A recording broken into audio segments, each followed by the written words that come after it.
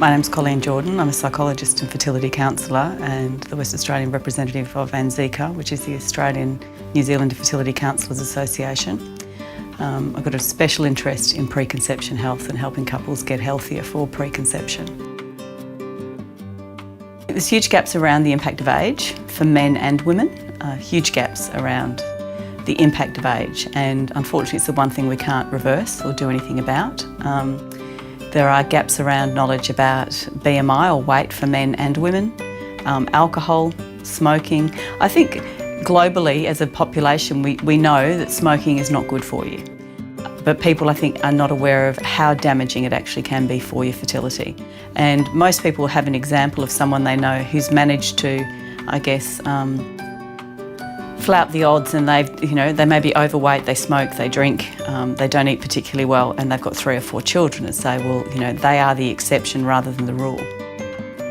If you're planning a pregnancy, and obviously anyone doing fertility treatment is planning a pregnancy, then they've got an optimal opportunity to look at all of those factors beforehand.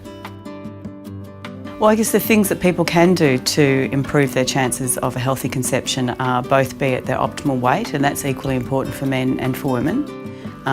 Being both overweight or underweight is a factor. Not smoking, particularly important for both men and women, both in terms of conception but also for the health of the child.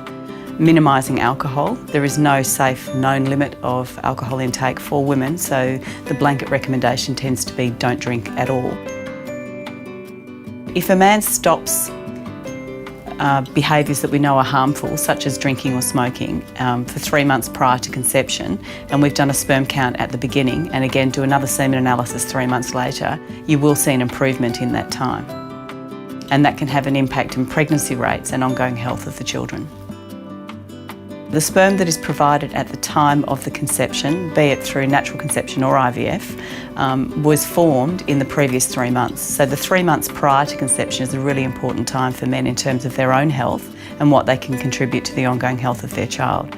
For instance, a father who smokes, or a prospective father who smokes, has an increased risk of his child having childhood cancers or leukemias. There are people who will believe that the treatment will work, and regardless of age, I think there can be a perception that, oh, well, it doesn't matter if we can't conceive, we can always try IVF.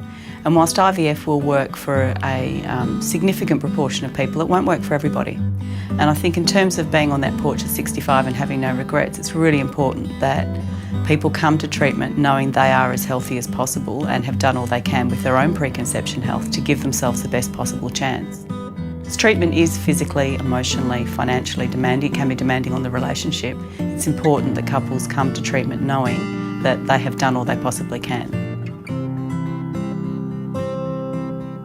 If the science says there's something you can improve, then it's important to take that on board, because I think you can have regrets if you don't.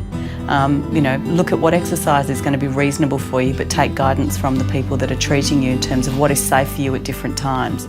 But people can get more stressed in terms of thinking, I'm not exercising at all because I don't know if I can, or we're not having sex because we don't know if we can. Ask the questions.